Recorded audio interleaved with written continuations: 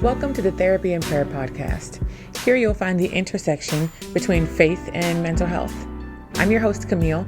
I'm a licensed therapist and clinical social worker, but more importantly, I'm a Christian who really loves the Lord. And I'm just trying to navigate this life without falling victim to it, just like everyone else. Here we take a faith-based approach to all things mental health and wellness, because the Bible tells us to guard our heart and mind, and sometimes we need a little bit of help with that. Hi everyone. Welcome back to the Therapy and Prayer podcast. My name is Camille. I'm your host, and I am so happy that you're here. You guys, we are really winding down the year. I can't believe that we're in November. It's really kind of crazy, but here we are, and 2025 is right around the corner. How are we feeling about that? I don't know how I'm feeling about it. I haven't given it too much thought, but we thank God. We thank God for another year. All right, so I have been hearing about today's topic for a while, and I have gotten a couple of requests to talk about it. So we're going to be talking today about maladaptive daydreaming. Now, this is something that I never even knew how to name. Well, and it really didn't have a name until just a couple of years ago. But it's something that has been around for so long, and that I know I have dealt with and have, dabbled in without even really knowing how much of a problem it potentially could be, and without knowing the name. But maladaptive daydreaming is a form of daydreaming, obviously, that takes it just to another level. It is excessive daydreaming, spending hours in our imagination, essentially. Now, this is kind of embarrassing, but the way that this used to happen with me was when I would lay down to go to bed, I would just start daydreaming about these fantasies or this like rom-com style meet cute that I would have, and what my life would look like, and how I would fall in love, and how everything would go. A lot of times it did have to do with like falling in love and getting married, but just like imagining this really wonderful life for myself. And I would spend so much time just not even just thinking about it, but like telling this story and envisioning this story of my life and of my future until I fell asleep. And then sometimes that would seep into my dreams. And then the next day, to help myself fall asleep, I would pick up where I left off. And it would be like, okay, back to storyland now. And just pick up with telling the same story again, over and over again. It's really weird. And I don't know, I never really thought about it, but it's a pretty common experience. And on the surface, it might seem harmless, but of course, nothing is really ever what it seems, especially here. It is something that could be kind of destructive and very, very distracting. It actually is a form of escapism, which is a defense mechanism that we see a lot in the world of mental health. What we know about defense mechanisms is that they are our way of coping with uncomfortable things, uncomfortable feelings. And escapism, as its name might suggest, is a way of escaping from your current reality into a different one, into a more enjoyable reality, into an easier reality, or just anything different from your current reality now. So maladaptive daydreaming is a version of escapism. And it's actually kind of twofold. It's like part escapism and part dissociation. Because maladaptive daydreaming doesn't just happen when you're going to sleep. It can be any time. And so we can spend so much time existing in these other realities and in these other worlds, so much so that we become detached from our actual reality and what's happening around us in the moment, which is when we get into the realm of dissociation. So think about escapism, which is immersing yourself in another reality. And usually we see that happening in some form of like media or entertainment. So spending hours and hours on a video game or watching movies or reading a book. So some form of media or some form of storytelling, right? Escapism and dissociation, which is my body is here, but my mind is somewhere else. So we put those things together, and what we get is My body is here. My mind is somewhere else in another reality that has a more endearing story than the one that I'm currently living now. A lot of times it's future based, like the example that I give, but it is being immersed fully into the story of another reality that's not the one that you're actually living now. Now, escapism is a very common defense mechanism because we want to distract ourselves from the problems that we're dealing with in our life. It is kind of an attractive thought to think about, just like plopping yourself out of the sufferings of your current reality and just like inserting yourself into another story or another life of something else that's happening. And it's like we get this relief and this reprieve from the suffering and trials of our life when we go into some sort of alternative reality. This is why people spend so much time on video games, because they have these whole other stories, these whole other lives that are actually really quite colorful, and they provide to a certain extent a level of fulfillment for people. And sometimes that fulfillment is simply the fact that the problems that we have to deal with on our day-to-day life are not present in that alternative reality. Sometimes that is enough fulfillment for us. We see this a lot as well in social media. We get really wrapped up in the lives of other people. We become obsessive almost in the lives of other people who are living lives that are different than ours and that we believe might be better than ours in some way. So this form of escapism and maladaptive daydreaming can come from a level of dissatisfaction in your life. But the interesting thing is that it can also invite even more dissatisfaction in your life. And we'll talk about that a little bit more too. What we also know about defense mechanisms, which we've talked to at length here, is that they are oftentimes a result of a trauma that we have experienced. So if you've experienced some sort of traumatic event or traumatic experience, and maybe you're still dealing with the effects of that, or maybe you're still living with the person that contributed to that trauma or who abused or neglected you in some way, or if you have some permanent reminders of a trauma that you have gone through, then the thought of just being able to completely detach from this reality is pretty attractive as well. Now, dissociation is something that happens when we experience really intense and extreme trauma sometimes. If you have heard of what used to be called multiple personality disorders, it's now called dissociative identity disorder. What happens in that disorder is when someone is experiencing a very traumatic thing, or they're in the middle of a really intense, really extreme trauma that you cannot physically remove yourself from. Our brain has this way of going somewhere else to protect us. So you might have some memory gaps. You might just have bits and pieces of traumatic memories, but not all of it, maybe because you were dissociating and your brain went somewhere else. So when we've experienced really intense and extreme trauma, not only does our brain go somewhere else, but the part of you that was still present there in that trauma develops into a whole other person, essentially. And it's like, okay, me, myself, Camille, I wasn't there. I went somewhere else. The part of me that experienced that actually wasn't me. That was Brittany instead. And so Brittany is the one who holds the trauma because I couldn't, and I went somewhere else, and she took over.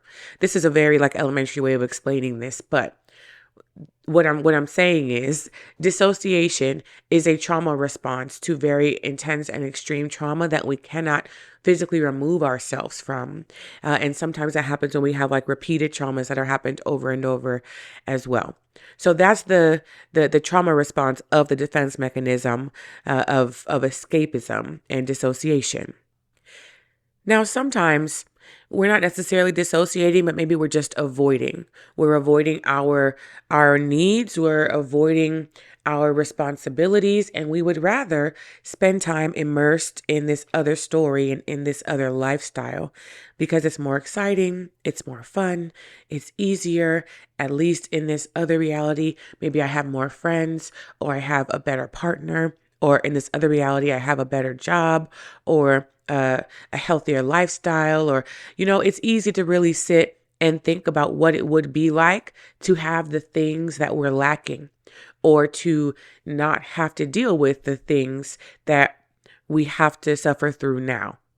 So, escapism and this maladaptive daydreaming is also a form of avoidance and neglecting our own needs. When you spend hours immersed in a reality that is not yours, who's actually tending to the responsibilities that do exist in your reality? Nobody. Who's actually attending to the needs that do exist in your reality? Nobody. Have y'all seen that show? It's on Amazon Prime. Ooh, what's it called? Upload. Show is called Upload, and let's see if I can explain it. It's this world like in the future where when someone dies, or like when as they're dying, they're able to somehow be like transmitted or transformed into, oh my gosh, I'm not going to explain this well at all, into some sort of like, I don't know, technology or gigabytes or something.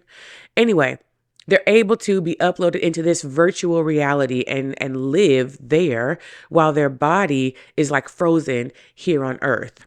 So their body is frozen here on Earth, but then their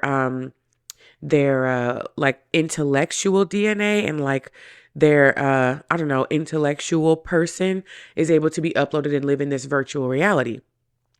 I bring this up because on the show, there was this girl and her boyfriend had like died and uploaded. She was still very much alive, but the people who were still alive, they could go and visit this virtual reality, and they could put on like the VR goggles and VR suit and like go visit. Because she wanted to be with him, she like lived in the VR suit. She lived in the VR suit so that she could be uploaded with him, but she was neglecting her actual life that still existed because she was still here. If you haven't seen it or if you haven't heard of it, at least go look up like a synopsis so somebody can explain it better than I did. But that's a really good example of what we do when we spend so much time in these other realities, whether it's maladaptive daydreaming, whether it's out spending hours scrolling, spending hours and hours reading or playing video games, or just watching TV and like not doing anything else. All of these things in moderation are fine. Like most things, right? With moderation, it's fine. Of course, it's good to read. There's nothing wrong with playing video games a little bit. There's nothing wrong with watching some TV, or even letting your imagination run, sometimes here and there. But when that becomes more important and more interesting to you than the reality that you're currently living in, now we have a problem and we're talking about something else. So if we just look at the term maladaptive daydreaming, that automatically tells us that there's something wrong with the way that we are engaging with this daydreaming. Daydreaming is it's harmless. We all do it. We sit and think, oh, wouldn't it be nice if I had a pony? Or wouldn't it be nice if I won the lottery tomorrow, or whatever, right? Daydreaming is harmless. We do it starting when we're children, and it probably never ends. But maladaptive means that it is now becoming disruptive to our actual life. We are not able to adapt to living our life the way that it should be with this thing, the way that it exists now. So it's disrupting our lives in some way. With maladaptive daydreaming, we have this like obsessive need to just daydream and to just live in this other reality that we're creating. It becomes so much more important. We become invested in this hypothetical reality more than where we are now. So maladaptive daydreaming has 5 qualities that make it a little bit problematic. The first one is the intensity. When we are engaging in this type of daydreaming, it feels so real. It feels so real. Let me tell y'all, when I was sitting there falling asleep thinking about how my imaginary boyfriend was going to propose to me and how it was going to go and what it was going to feel like, it felt very, very real to me. It felt very real, very emotional, very meaningful, so intense, right? So this type of daydreaming feels real. It feels very real. And we can get it confused sometimes with what we're actually experiencing. The next is complexity. I think with regular, typical daydreaming, it's kind of general. It's not always as complex and specific. But with this type of daydreaming, it is very complex, very specific, very detailed. That's what makes it feel so real. So it's very detailed, it's very intense, whatever it's about. If it's about the dream house that you're going to buy, we've got the layout of the house and how it's decorated and what type of neighborhood it's in and what the candles smell like that you're going to have lit and the meals that you're going to cook and the menu for the week is going to look like. Just very, very detailed, very, very complex. The next thing is duration. We're not talking about just spending a couple of minutes feeling distracted from your task because you're thinking about your future or you're daydreaming about something. We're talking about spending hours on hours on hours. Like you missed a meeting or something because you were daydreaming so much and you were so caught up in this hypothetical reality that you were thinking of, and this hypothetical reality that was more important and interesting to you than the meeting that you had to go to today. The next thing is intent. Now, in my case, in my example that I gave, this was intentional. This was intentional because it was fun and it was exciting to daydream about all of this, and it helped me fall asleep. I'm happily going to fall asleep. It's like if you fall asleep watching a favorite show. My favorite show just happened to exist in my mind. But with this maladaptive daydreaming, it's not always intentional, so we can slip into it. But that happens when we've been doing it so much, like obsessively. When we've been spending hours on end, day after day after day after day, thinking about this thing, mentally going to this other reality, then we're going to kind of naturally find ourselves drifting there. And then we look up and don't realize that it's been 3 hours and we haven't gotten any work done because we have just been existing in this daydream all day. And we lose time that way. We lose productivity that way. It can get really bad. And the last component is being disconnected from the present, being detached from our current reality. Whether it was intentional or not, there is a part of you that would prefer to exist in this other reality. Now, sometimes that other reality can be like goal directed. It can start from a place of healthy ambition and get to the point of maladaptive daydreaming and get to the point of being unhealthy and disruptive, which is why we have to be really careful with how far we allow our mind to go, how long we allow our mind to stay in these places, and where we allow our mind to go. I think sometimes we feel like because it's daydreaming and it's not real, that it doesn't really matter what we think about, or it doesn't really matter where our mind goes because it's not real. It like doesn't exist in real life. But what does the Bible say? Like, so a man thinketh, so is he, or something to that effect. If in your daydream there are a lot of other things happening, like I think I saw on TikTok where somebody was like, I'm sitting here daydreaming about my honeymoon and I haven't even met my husband. Okay, so you're sitting here daydreaming about your honeymoon. What about it? What about your honeymoon, sis? What is it that you're actually daydreaming about? So are we now entertaining lustful thoughts about somebody that we haven't even met yet because of this maladaptive daydreaming? So we have to be careful about that. We're so detached from our reality that we were like, well, it doesn't really matter if I'm thinking about this because I know my reality. I don't have no fiance. I'm not married. So why does it matter if I'm thinking about an imaginary honeymoon? Because even in that imagination, we're allowing our thoughts to be corrupted with sinful ones. So it can get to that point quickly. Or if we're sitting and imagining how much money we're going to have and we have created this reality where we're a millionaire and we just have so much money and we're buying all these things. And in that reality, we're so focused on material things and we're focused on the physical. And that becomes where we spend our mental energy thinking about the things that we can have, the material things that we can have and that we could obtain. And in all of that, in our maladaptive daydreaming, we're not thinking about God. We're not thinking about God. We're not thinking about how to make disciples. We're not thinking about living in obedience. We're not thinking about being a living sacrifice or dying to ourselves or taking up our cross, right? We are thinking about things that serve self, things that feel good. They feel so good in our imagination that we would rather spend our time there than in the current reality with the suffering that is promised to us as a child of God. Now, earlier I mentioned that maladaptive daydreaming can come from a place of being unfulfilled. It's similar to what happens when we compare our situation to someone else's. Y'all have heard me say it time and time again, but we usually compare from a place of deficit, which means that we compare based on what someone else has that we are lacking. And we take a very similar approach with this maladaptive daydreaming. You know why I always thinking so much about my imaginary man proposing to me? Because I didn't have no man. When I had a man, I wasn't thinking about the imaginary one proposing to me because I had one. And when I didn't, that's what I was thinking about. So the maladaptive daydreaming always comes from a place of what we are lacking. If we're lacking peace, then maybe we're thinking about a life where we have so much peace. If we're lacking resources, we're imagining a life with unlimited resources. If we're lacking companionship, we're imagining a life with companionship. If we are lacking comfort or physical mobility, then we're imagining a life where those things are present and maybe where we don't have to go to the doctor as much, whatever it is.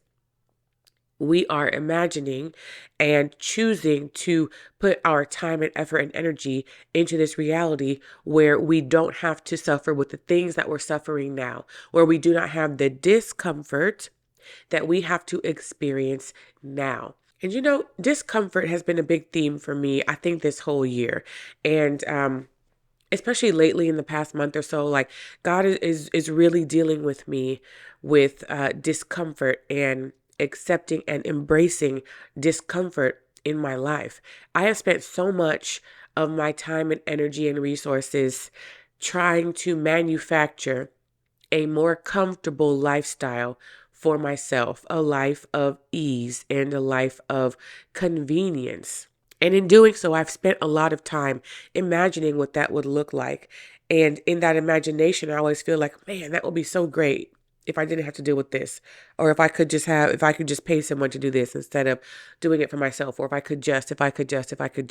And I've spent so much time there trying to find a way to relieve myself of the discomfort that God is allowing me to go through now, that God is allowing me to experience now for whatever reason. And today, my preacher was talking about how, there's a verse in Ephesians.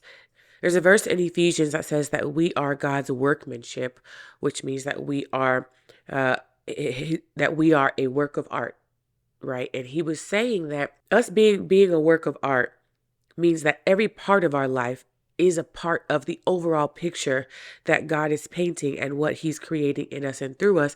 And that verse also says that we are his workmanship, created in Christ Jesus for good works, which God prepared beforehand. So we are God's workmanship, and we are the work of art created for good works, and everything is a part of that art, including the suffering that we go through, because there is a good work that God can only do through you. There is a good work that he has specifically created to come from and through you, and to come from and through your specific suffering, your specific discomfort. It's not purposeless and it's not in vain in God's eyes. But when we don't see a purpose for it, then we put a lot of effort into trying to get rid of it because we don't see a purpose for it. In fact, we see it as a burden and we see it as slowing us down when we're trying to work towards the goal that we think we have for ourselves. But the thing is that when God allows certain things to exist in our life, that we should not see them as a barrier, or we shouldn't see them as a roadblock to where it is that we're going. I think if we could get into the habit of instead asking God, how is this thing going to move forward the mission? Show me how this is a part of your masterpiece. Then I think that would help us to be better partners with God instead of being so resistant to what it is that he's doing in us and through us.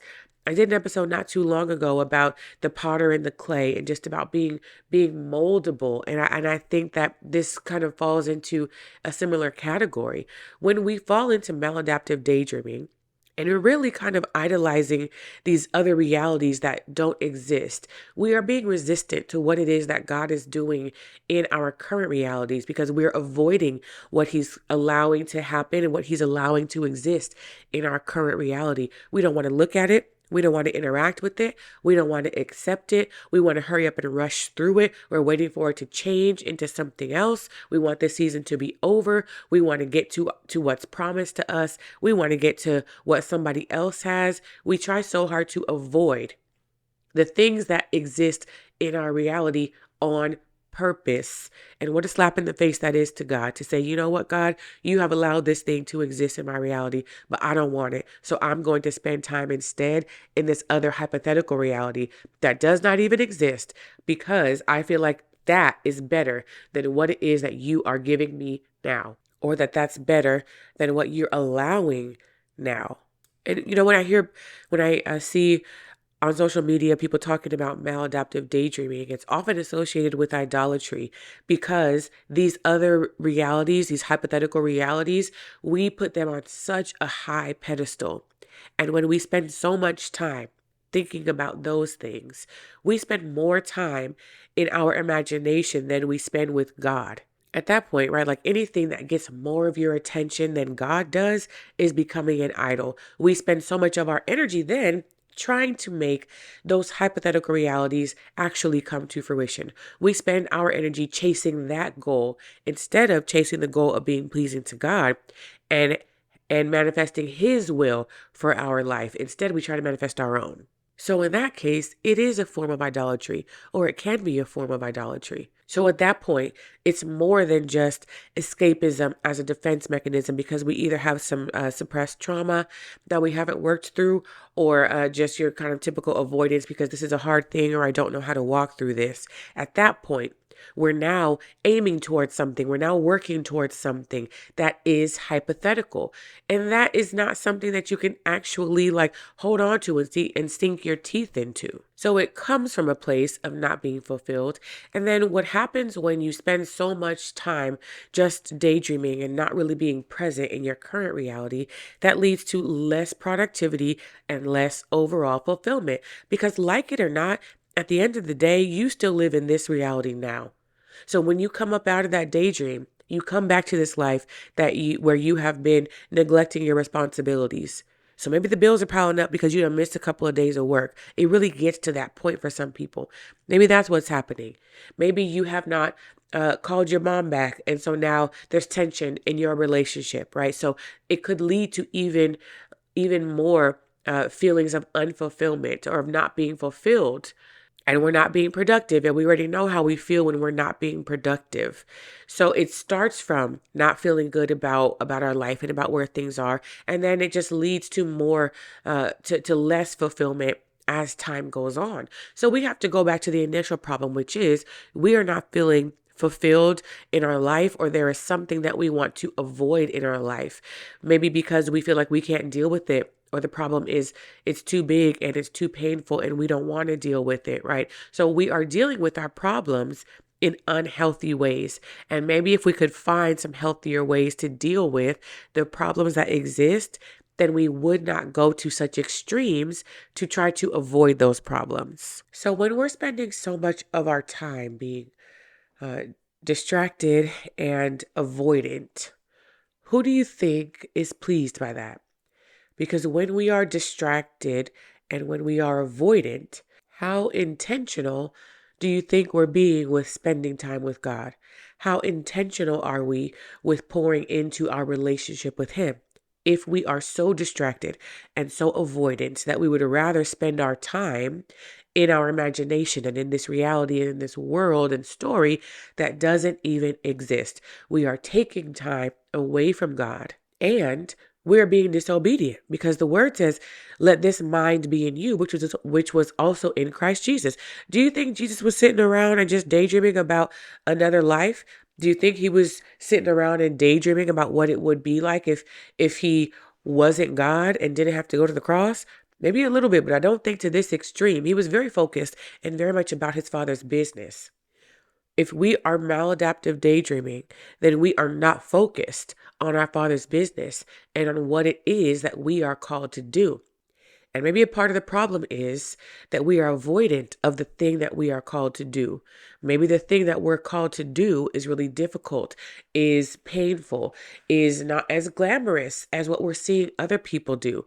Maybe we're not sure what it is that we're called to do. So instead of spending time trying to seek that clarity from God, then we would rather just sit around and think about what we want to be doing instead. But the Bible also talks about being sober minded and being vigilant. This is talking about being focused and aware and present.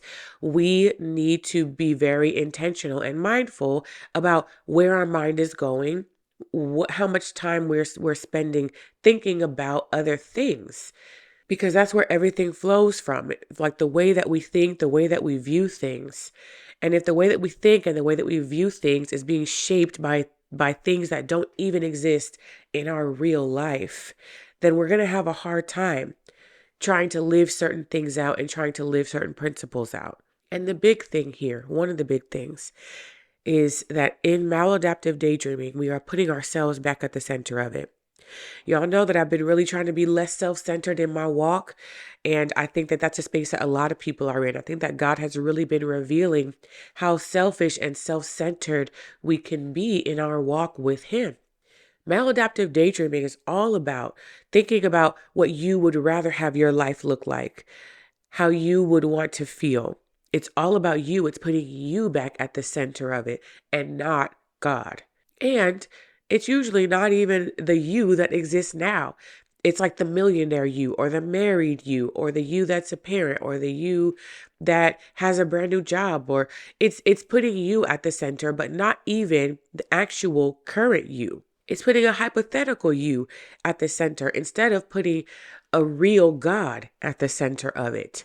So it's taking our focus away from where it's supposed to be. So it's making us more self-centered, less grateful, and less motivated when so much of your time is spent focusing on things that do or don't exist in your like current life, when so much of your life is spent filling in the gaps and focusing on like the deficits that you have, then how do you think you're going to feel when you do have to come back to reality and you have to go back to work? How do you think you're actually going to feel? You're going to be like, ugh, I wish I could just let me just go back to my daydream, because at least I don't have to deal with these kids in my daydream, or at least I don't have to deal with this job that I hate in my daydream. It just really makes you less grateful, and I think more pessimistic about your current reality now. And gratitude is one of the most powerful tools that we have as people and as Christians, because gratitude is what helps us to still keep a hold of that peace that passes understanding. Gratitude is what allows you to have peace and contentment when your circumstances are less than ideal. And that happens a lot. Our circumstances, I think, are probably less than ideal more often than not. But if we cannot find a way to be grateful for the things that we have, then we're not going to find any contentment. We're not going to have any peace.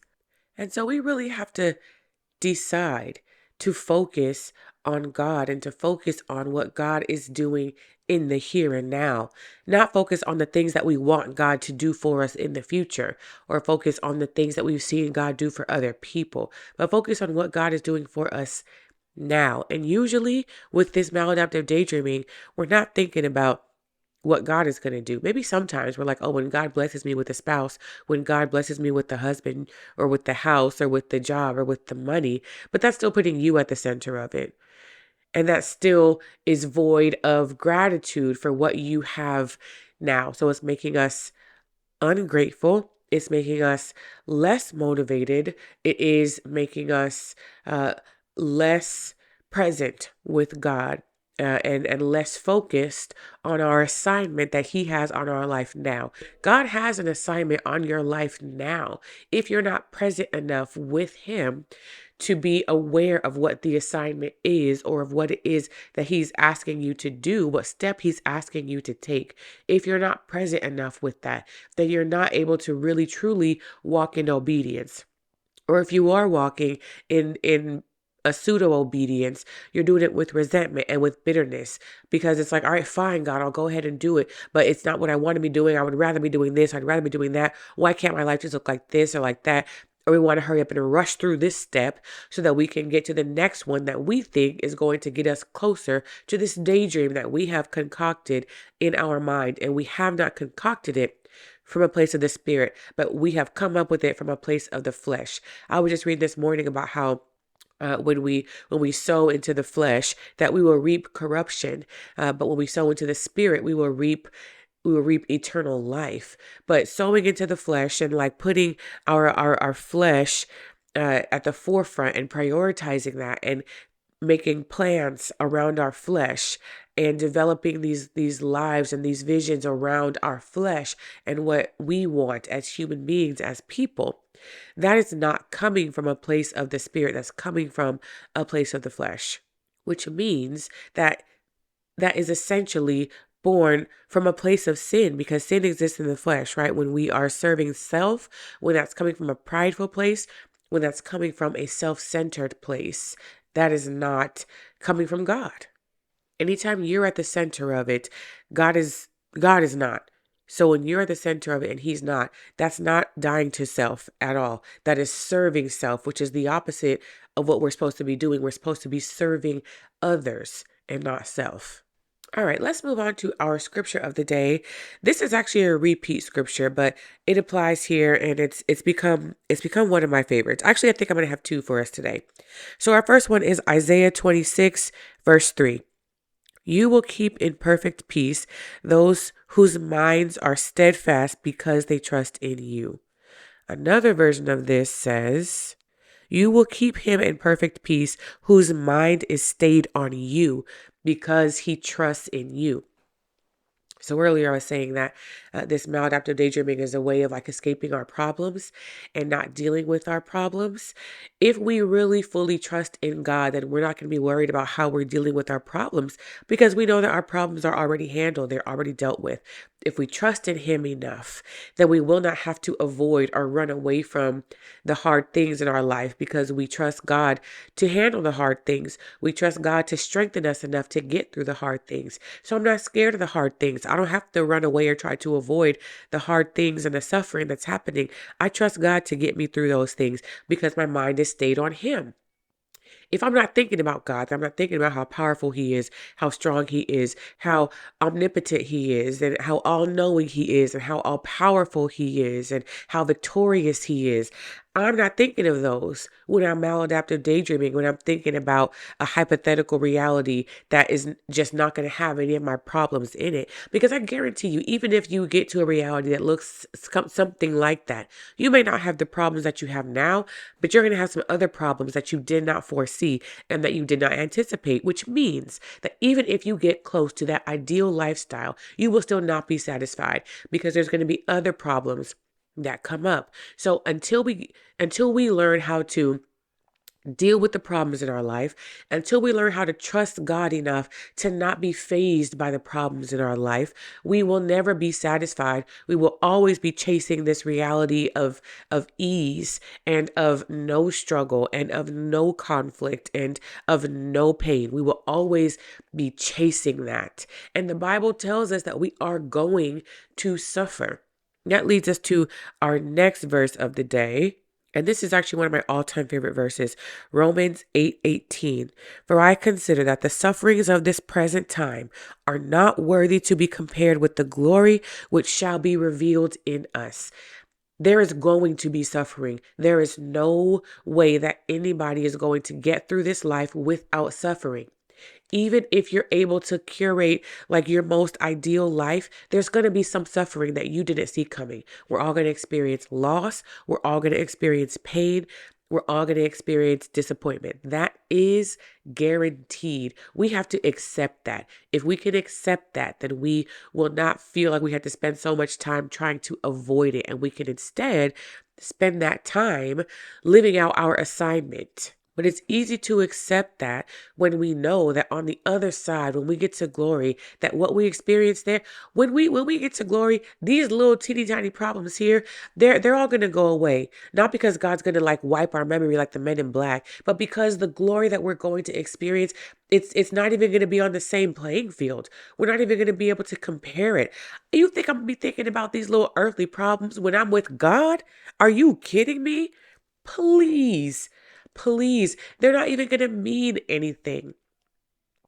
We spend so much time focused on these problems that, in the grand scheme of things, are so small. They're like minute.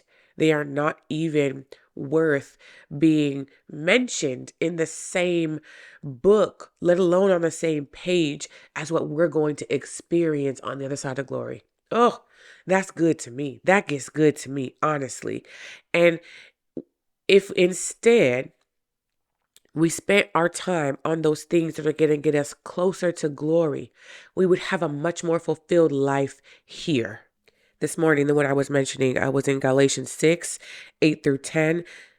It says, the one who sows to please his sinful nature, or the one who sows to his flesh, from that nature will reap destruction. But the one who sows to please the Spirit, from the Spirit will reap eternal life. So if we spend our time focused on the things of the Spirit instead of trying so hard to escape our suffering and trying to create a life void of suffering, we'll be so much more fulfilled if we focus on pleasing the Spirit. Because when we focus on that, then we develop and produce the fruits of the Spirit, which make it easier for us to deal with the sufferings of this world, because we acknowledge that in the grand scheme of things, they're really not important.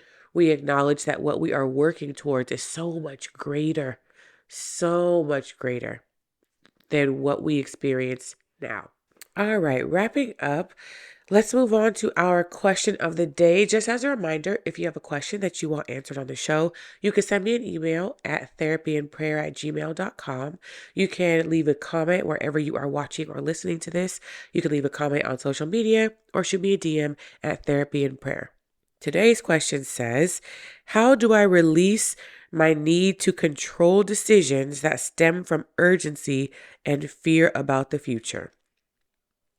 This question is perfect, I think, because we're talking about maladaptive daydreaming, which has so much to do with the future. And I think even sometimes when we spend so much time daydreaming about the future, we could develop this fear of not getting there. We could develop this fear of never getting to the future that we envision for ourselves. So this question about how do I release the need to control decisions that stem from urgency and fear, I'm thinking immediately about the verse that says God has not given us a spirit of fear. And what I have grown to understand that verse to mean is that we should not make decisions from a place of fear. If you find yourself making decisions from a place of urgency and a place of fear, then we're not making decisions from a place of faith. There is no like rush and urgency when we are acting from a place of faith, because we know that God is not going anywhere. He doesn't have us on like a timer. His timing is going to be perfect anyway, and everything is always going to happen in his perfect timing. We cannot rush or make things move at a different pace than it's already moving. Making decisions out of urgency, I think, causes us to be a little bit careless in our decisions, because the things that we are prioritizing in that moment are usually pretty temporary, and they're about what's happening in this present moment and like instant gratification. Which is interesting because the other part of this question says fear of the future. So we're talking about urgency, which is about like, what do I need right now? The like instant gratification, the temporary fix, and fear of the future, which is things that we cannot control. We couldn't control even if we wanted to. So one, we have to acknowledge that we are not in control. We find comfort in the fact that God is in control. If you have urgency about the future, where is your faith in that? Ask yourself, where is your faith in this? What is the urgency about? Is it If I don't hurry up and, I don't know, get this new job, then I won't get the house that I want. Even in doing that, we're making predictions, and we are not allowing God to show us his hand. Test God and ask him to show you his hand, and he will. But when we're making these decisions from a place of urgency, then we're putting all of the responsibility on ourselves to make things turn out good. And we're not trusting God to make things turn out good. I think that this feeling of urgency and like rushing is a sense of fear as well. But Jesus didn't rush while he was here. He didn't have that sense of urgency. Now, urgency and importance are two different things. So I want to make that distinction now. Sometimes we feel like things that are important need to have a sense of urgency, but things that are important need to have a sense of thoughtfulness. And we really should take our time on things that are important so that we're not rushing, so that we don't become reckless, so that we're not thoughtless. So if something is important, give it the care and consideration that it deserves, which means to slow down and make a thoughtful decision about it. So ask yourself, is this urgent or is this important, right? Making big decisions from a place of urgency, I don't believe is wise, because big decisions are ones that are going to maybe impact you and the people around you, ones that are going to impact things beyond just the right now. I think we need to use some wisdom there and be willing to slow down and allow God to order our steps. So we ask God to order our steps. We ask God to relieve or remove the urgency, right? And to replace that with peace and trust that he's got it and that he's not going to lead us somewhere that he's not prepared to take us, that he's not prepared to show up for us there. So let that free you from the urgency. Let that also free you from the pressure that you feel to control the outcome, the pressure that you feel to control the future, which does not belong to you. Give that back to God. Give it back to God. We're trying to take things that belong from him, that belong to him, that do not belong to us. When we are operating from a place of fear, we are sowing into our flesh and not into the spirit. So that verse that I just read about sowing into our flesh, sowing into our sinful nature, where there's fear, there is no faith. Those two do not coexist when it comes to how we make decisions. We do not make decisions from a place of fear. We make decisions from a place of faith, from a place of the spirit. So know that when you're operating from a place of fear, from a spirit of fear, you're sowing into your flesh. And you are allowing your emotions to make decisions for you. We know that our emotions cannot be trusted to make any decisions. So allow that fear to pass. Maybe before you make a decision, find a way to self-soothe and to regulate your emotions. We don't want to make decisions from an emotional place. We want to make them from a thoughtful and mindful place. Okay? All right. Hopefully that was helpful for you all. If as you can tell, I'm already really congested and I'm kind of all over the place. So I hope that this episode was helpful and that you were able to follow it. My general prayer for all of us is that we would have a presence of mind, that we would be sober-minded, that we would have a sense and a spirit of gratitude for what God has for us now, that we would be present enough with him to go with him where he's trying to take us, and that we would trust that where he wants to take us is better than we could ever even imagine taking ourselves. So I really pray that this has liberated some of us from the maladaptive daydreaming and from the idolatry that we have for these realities and these stories and these lives that we have not ever seen and that we may not ever see. Find gratitude, find peace, and find contentment for what God is doing in your life now. Because he's doing it on purpose in your life, specifically on purpose. And we want to steward that well. So that is my prayer for you all today. As always, thank you for listening. I love you so much, and I will talk to you soon. Thanks for listening to this episode of Therapy and Prayer. Make sure you're subscribed and following wherever you listen to podcasts, and if the spirit moves you, go ahead and leave us a review. If you want to submit a question to be answered on this show, send us an email at therapyandprayer@gmail.com, and make sure you're following us on TikTok at Therapy and Prayer. Thanks again for listening. I'll talk to you soon.